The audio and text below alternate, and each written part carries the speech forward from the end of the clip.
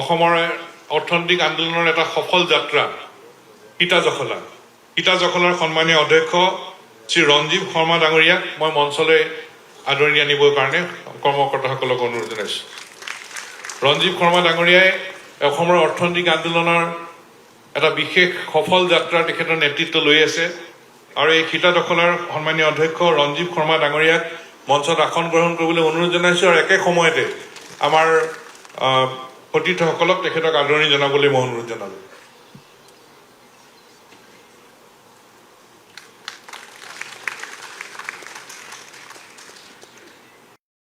সন্মানীয় সদন, আমি অতি আনন্দিত যে গুৱাহাটীৰ IIT অসম আন্দোলনৰ ফলত সৃষ্টি হোৱা গুৱাহাটীৰ IIT আমাৰ আটাইৰে গৌৰৱৰ অনুষ্ঠান। গুৱাহাটী IITৰ অধ্যাপক আৰু তেখেতে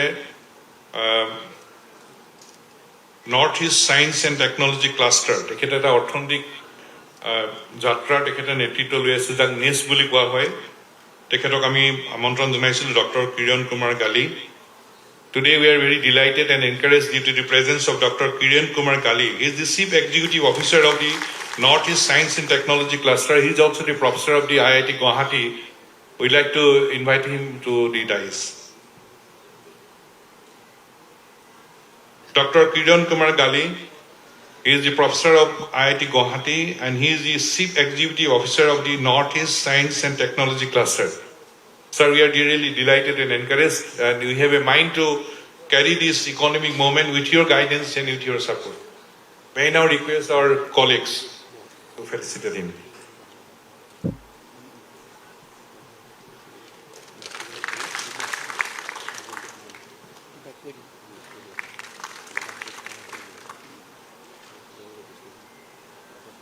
এতিয়া মই আমন্ত্ৰণ জনাব খুজিছোঁ আমাৰ খুব সাহস আৰু খুব অনুপ্ৰেৰণাৰ স্থলী এগৰাকী ব্যক্তি, যিগৰাকী ব্যক্তিক আমি এইবাৰ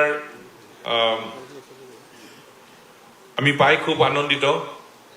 আমি এইবাৰ অম্বিকা সদৌ অসম ছাত্ৰ সন্থাই অম্বিকাগিৰি ৰায়চৌধুৰী বঁটা দিবলৈ পাই আমি সকলোৱে গৌৰৱ অনুভৱ কৰিছিলোঁ। এগৰাকী আদৰ্শ খেতিয়ক, তেখেতৰ সম্পৰ্কত আমি আৰু কথা জানিম আজি। আপোনালোকে বহুতে জানে, এগৰাকী আদৰ্শ খেতিয়ক, বাভৈ গ্ৰীণছৰ প্ৰতিষ্ঠাপক আমাৰ এটাৰে সন্মানৰ নীলম দত্ত ডাঙৰীয়া আমাৰ মাজত আছে। তেখেতক মই মঞ্চত আহি আসন গ্ৰহণ কৰিবলৈ অনুৰোধ কৰিছোঁ। এগৰাকী সফল আদৰ্শ খেতিয়ক আৰু তেখেতৰ বহু কথাই আছে, আমি আজি জানিব পাৰিম। তেখেতৰ সম্পৰ্কত বহুতে জানে, তেখেতৰ পৰা আমি শুনিম আৰু তেখেতক আমি মঞ্চত আসন গ্ৰহণ কৰিবলৈ অনুৰোধ কৰিলোঁ আৰু সতীৰ্থসকলক তেখেতক আদৰণি জনাবলৈ অনুৰোধ কৰিলোঁ।